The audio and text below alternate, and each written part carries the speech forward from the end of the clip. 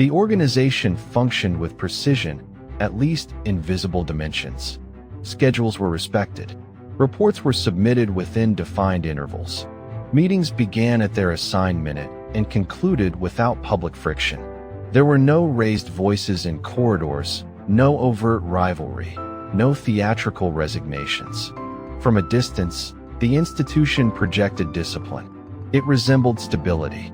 But structure and balance are not interchangeable. At the center of the executive floor sat a man who believed he understood control. His ascent had not been accidental. He had studied timing carefully, when to assert, when to withhold, when to let silence carry implication. In briefings, he projected certainty with economy. His sentences were compact. His directives left little visible ambiguity. He had refined posture, cadence, and pause into tools of influence. Nothing in his delivery appeared improvised.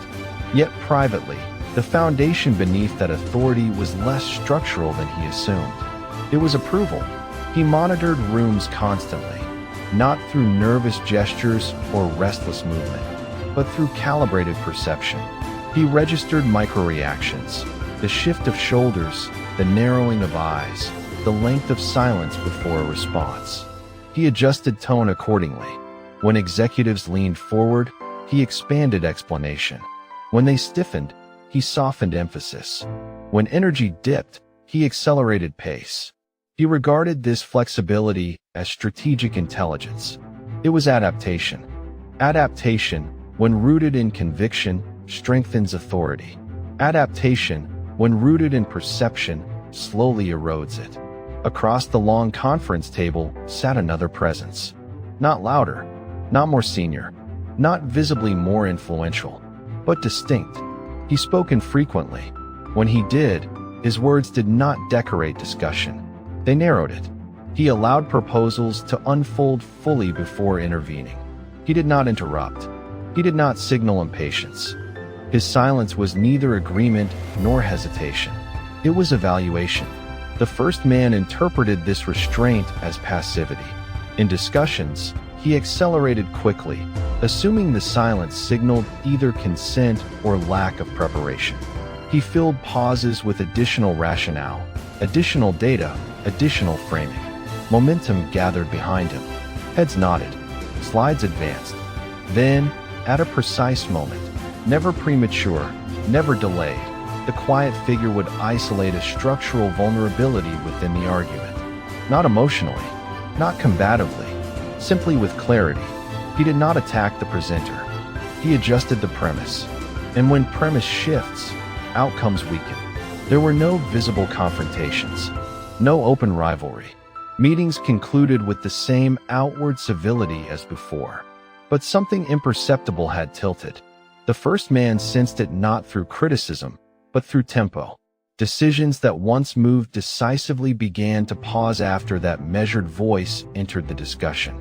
Board members requested secondary projections. Risk scenarios expanded. External confirmations were suggested. The delay was procedural. It was also consistent. Authority rarely collapses through confrontation. It compresses through doubt. The response was acceleration. He increased visibility. He scheduled additional briefings. He distributed pre-reads earlier and with greater density. He refined talking points to anticipate objections before they surfaced. Outwardly, this resembled leadership maturing. Internally, it was defensive calibration. The quiet figure did not mirror expansion. He did not seek additional airtime. He maintained identical rhythm, listening, observing, intervening only when structural weakness became visible. He never repeated himself. He never defended a point twice. If resistance emerged, he allowed it. If consensus moved elsewhere, he did not pursue it. He documented. He waited. Power does not always express itself through outcome control. Often it reveals itself through tempo control. Gradually, others in the room began matching his pace. Not intentionally, subconsciously, they paused longer before endorsing initiatives. They requested clarification more frequently. They observed his reaction before committing their own. The first man interpreted this as organizational caution spreading. He responded with greater certainty. His language sharpened. Timelines compressed. Expectations became more explicit. He believed acceleration would reassert authority. Instead, it exposed fragility. During a quarterly review, a strategic expansion plan was presented.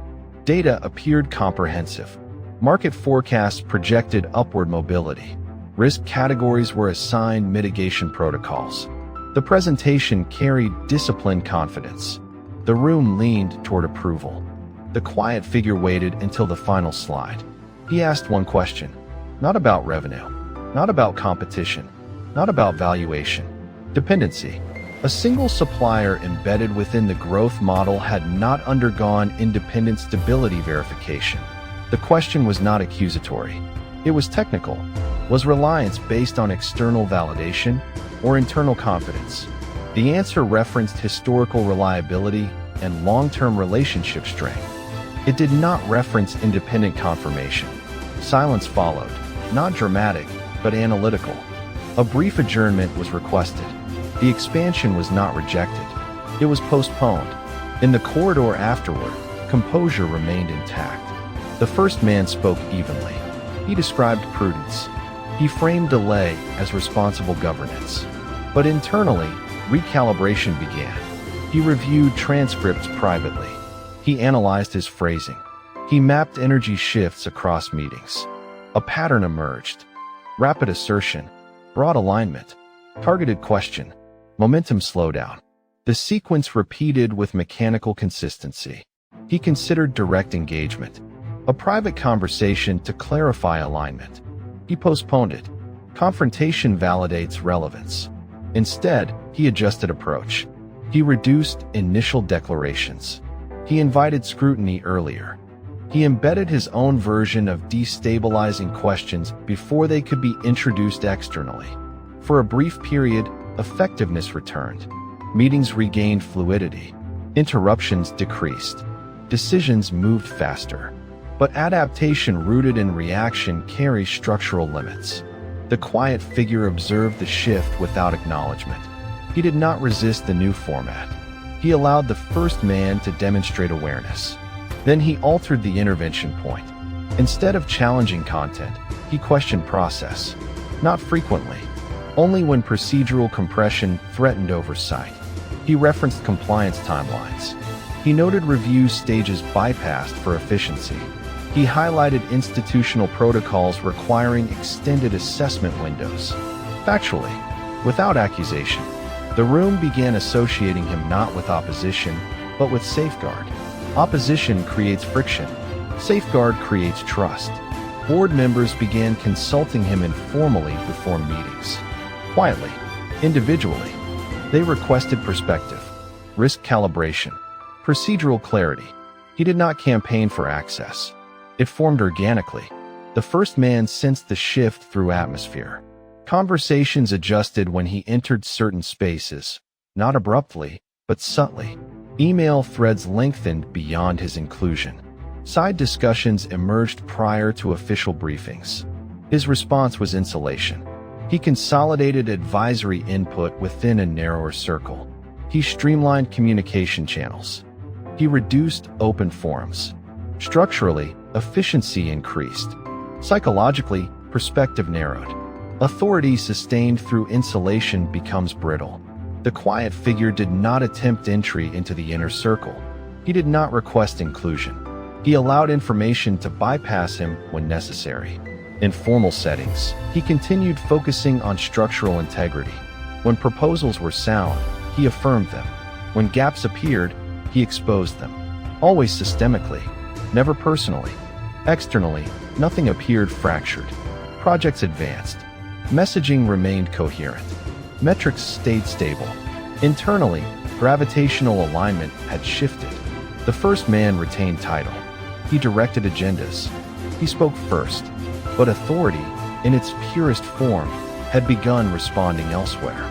He felt it most in pauses. When he concluded a statement and allowed silence to settle, eyes no longer returned exclusively to him. Some shifted, slightly, toward the quieter presence. not for permission, for calibration. Calibration precedes displacement. The foundation had not cracked. It had tilted, slightly, enough to matter. Power rarely disappears. It compresses. After the postponed expansion, no public correction was issued. There was no formal acknowledgement of oversight. The first man retained his title, his authority over agendas, his visible command of executive space. From external vantage points, continuity remained intact, but compression had entered the system. Board approval patterns began shifting subtly.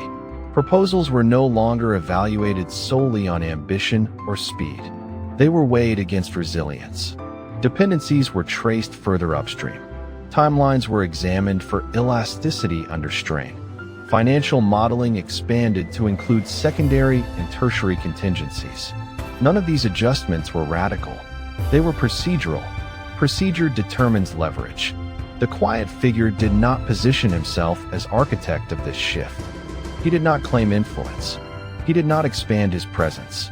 His rhythm remained unchanged: measured participation, selective intervention, structural precision. Consistency generates gravitational pull. The first man attempted to regain initiative through strategic transparency. He initiated open forums with mid-level executives. He invited feedback. He emphasized alignment, accountability, and disciplined governance. His tone was calibrated. His language controlled. Transparency, however, introduces surfaces for evaluation. In one forum, a regional director referenced uncertainty regarding resource allocation during the postponed expansion. The question was framed respectfully. It did not accuse leadership of error. It asked whether decisional reversibility might become recurring. The first man responded clearly. He described prudence over impulse. He reframed postponement as strategic patience. The explanation was coherent. The room accepted it. Afterward, a summary memo circulated among senior leadership. It captured discussion themes. One line remained understated yet significant. Perceived decisional reversibility may impact operational confidence. The phrasing was neutral. It was also precise. Authority depends not only on decision quality, but on perceived finality. When reversals become visible, even justified ones, confidence recalibrates. The quiet figure did not reference the memo publicly. He did not need to. During the next executive strategy session, he introduced a procedural proposal: phased authorization thresholds for high capital initiatives. Rather than approving expansions in singular decisive moments, initiatives would progress through defined checkpoints, each containing embedded verification triggers. The framing was technical: modernization, risk architecture enhancement. The board responded favorably. Phased authorization reduced exposure. It appeared prudent. It also redistributed authority. Decisions would no longer hinge on one approval event. They would pass through layered filters. Each filter introduced potential intervention. The first man supported the proposal. Resistance would appear defensive. Public alignment demonstrated maturity. Privately, he recognized compression tightening. His capacity to accelerate initiatives unilaterally had narrowed. Control was no longer about initiating motion. It was about sustaining momentum through containment. He recalibrated again. Preparation intensified. Data packages deepened. Scenario modeling expanded beyond industry norms. External audits were required before board presentation. Risk documentation grew heavier. Governance strengthened. Innovation slowed. Middle management began hesitating before presenting bold expansions. Internal cost of failure had risen. Ideas required exhaustive validation before preliminary discussion. Compression extends beyond executives. It permeates those beneath them. Quarterly performance stabilized, but plateaued. Growth flattened. Competitors began advancing into peripheral markets previously targeted by the organization. In a strategic review session, the first man presented conservative projections: disciplined, sustainable, shielded. He emphasized stability in volatile markets. He framed restraint as strategic advantage. The logic held. A board member asked whether excessive conservatism might create opportunity loss. The question was structural, not personal. The first man responded with composure. He described calibrated aggression, controlled exposure, measured expansion. He concluded without visible strain. The quiet figure waited. When he spoke, he did not contradict the argument. He reframed the axis. Risk mitigation and strategic boldness are not opposites when infrastructure supports both. Procedural rigor need not equal strategic restraint. The implication was subtle. The organization might be conflating discipline with hesitation.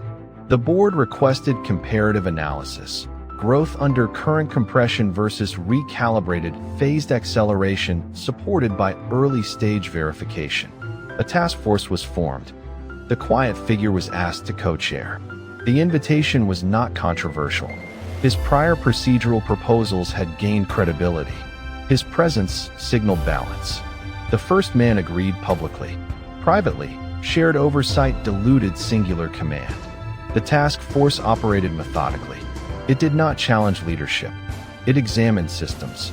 Approval bottlenecks were mapped. Redundant review layers were identified. Delays that added time without increasing resilience. Data accumulated. Findings revealed drift.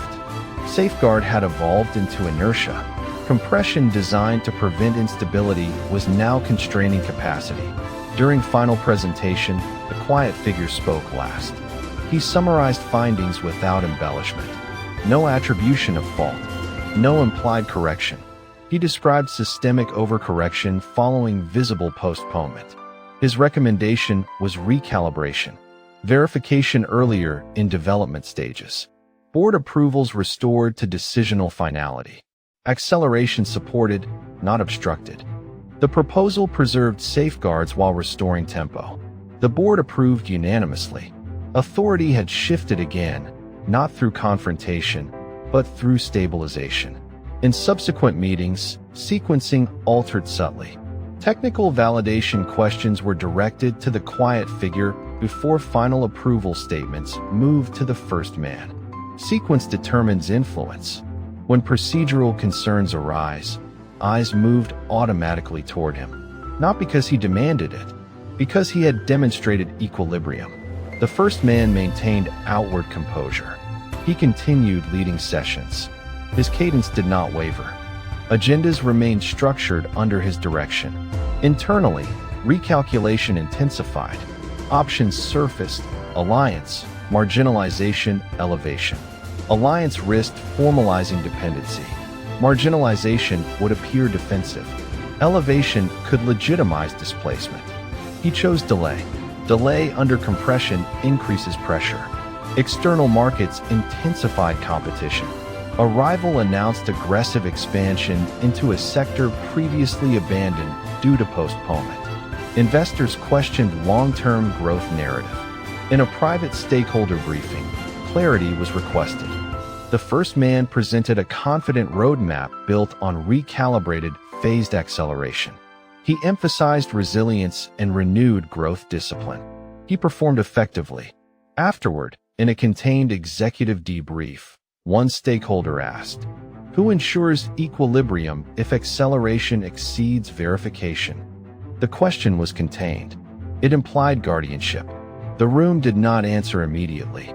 A director responded that safeguards were institutionalized beyond individuals. The statement was accurate. Perception lingered. In complex systems, individuals become symbolic anchors for stability. The quiet figure had become that anchor, not through ambition, through repetition of structural clarity.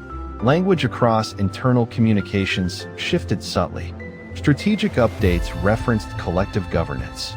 Press briefings emphasized institutional rigor over singular vision. The first man adjusted again. Personal branding softened. Team narratives elevated. Superlatives replaced by frameworks. Externally, collaboration appeared matured. Internally, dominance narrowed. Compression continued, not through opposition, but normalization. Risk teams anticipated verification gaps before they surfaced. Decision frameworks embedded equilibrium checkpoints automatically. The original destabilizing dependency question no longer needed to be asked. It had been absorbed. When an intervention becomes unnecessary because structure reflects it, influence has transcended visibility. The first man recognized the final stage of compression, symbolic authority. Titles grant position. Symbols grant trust. Trust, once redistributed, does not respond to assertion. He understood that reclaiming dominance would require disruption, not of system mechanics, but of perception architecture. For the first time since ascent, he faced a decision not between action and inaction, but between control and containment. Compression had reached its threshold. Pressure required release. How it released would determine permanence. Pressure, when sustained without rupture, alters structure internally long before any visible fracture appears. The first man understood incremental adjustment would no longer restore unilateral authority. The system had absorbed procedural safeguards. Trust had redistributed into framework rather than residing exclusively in title. The quiet figure had not claimed leadership. He had rendered certain expressions of leadership obsolete. Reversal would require decisive initiative strong enough to reassert centrality. The opportunity emerged through volatility. A sudden regulatory development altered compliance standards across the industry. Reporting thresholds tightened. Capital adequacy ratios were redefined. Enforcement language broadened. Competitors reacted unevenly. Some froze expansion entirely. Others accelerated acquisitions before regulatory interpretation stabilized. Uncertainty created vacuum. Vacuum invites decisiveness. An emergency executive session was convened. The first man's posture remained steady, his tone level.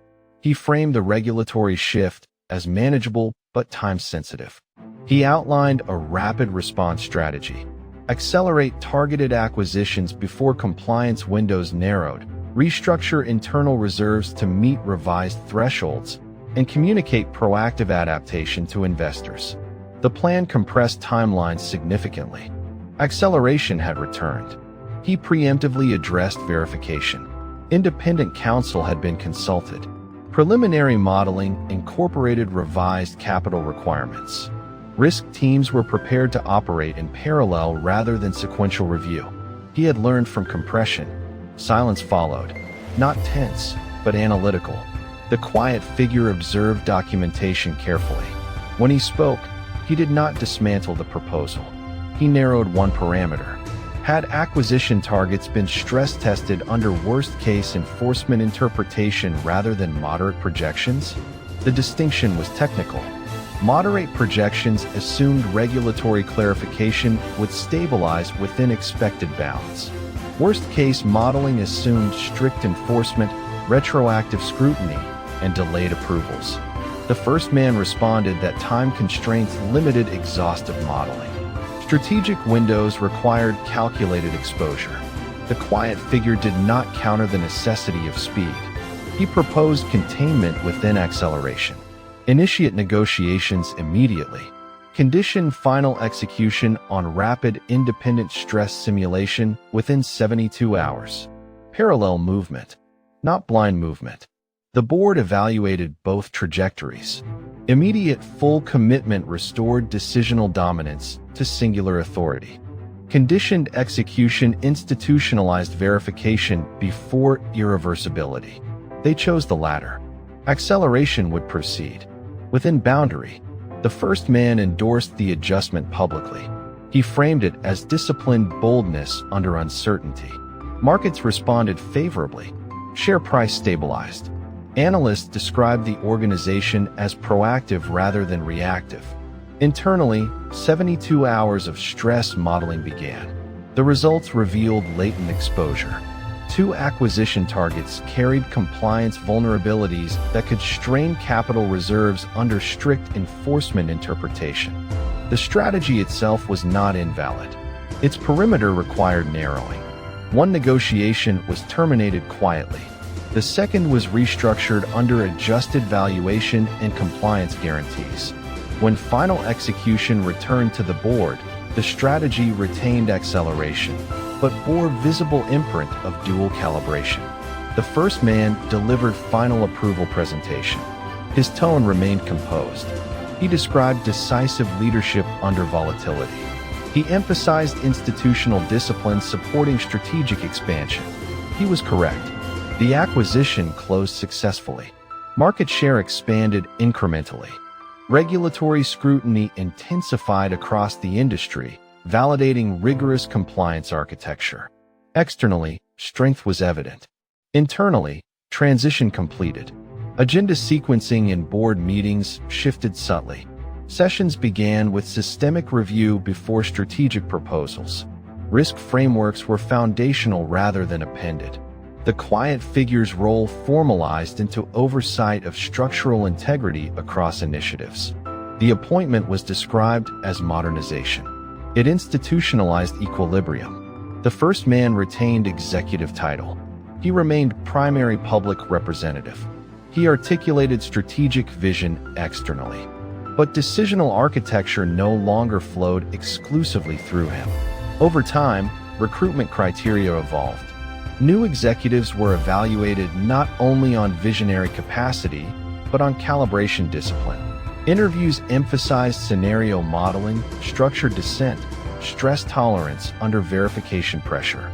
Leadership training prioritized institutional resilience over charismatic acceleration. Culture absorbed containment. The quiet figure did not expand visibility. He declined interviews. He avoided personal branding. When acknowledged for strategic outcomes, he redirected attention to system design. Influence had become ambient. One evening, after a quarterly session concluded without friction, the first man reviewed internal metrics alone. Growth had resumed. Compliance ratings strengthened. Investor confidence remained stable. Objectively, performance validated his tenure. Yet singular control no longer accompanied outcome. He traced the arc retrospectively. The postponed expansion, phased authorization thresholds, plateau under overcorrection, recalibrated acceleration, regulatory volatility, conditioned execution, no confrontation, no removal, no declared transition, only progressive institutionalization of equilibrium. Opposition seeks victory. Calibration seeks permanence. In attempting to reclaim dominance through acceleration, he had validated containment. In accepting procedural adjustments to avoid appearing defensive, he had legitimized diffusion. Authority had not been removed. It had been redistributed. Weeks later, a routine governance review assessed resilience against key person dependency risk. Its conclusion was concise. Leadership continuity no longer vulnerable to singular executive concentration. The phrasing framed strength. It signaled finality. For years, indispensability had reinforced authority. Now, indispensability had dissolved into system. He did not protest. He adjusted. Public rhetoric leaned further into collective governance. Institutional architecture replaced personal framing. Strategic narratives emphasize continuity rather than individual initiative. Internally, he understood the irreversible dimension. A system no longer dependent on singular authority cannot be dominated through assertion. It can only be navigated. Months passed. In a succession planning session, contingency scenarios were reviewed. Unexpected departure, regulatory inquiry, market displacement.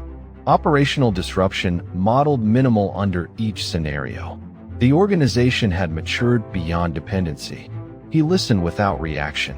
At the next executive meeting, he concluded a presentation and paused. Silence followed. Eyes no longer shifted towards silent counterweight. They evaluated frameworks directly.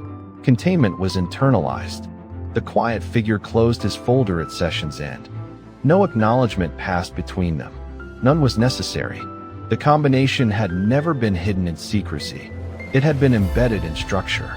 And once structure changes, reversal requires dismantling what now protects everyone. No one desired that. Control had become equilibrium.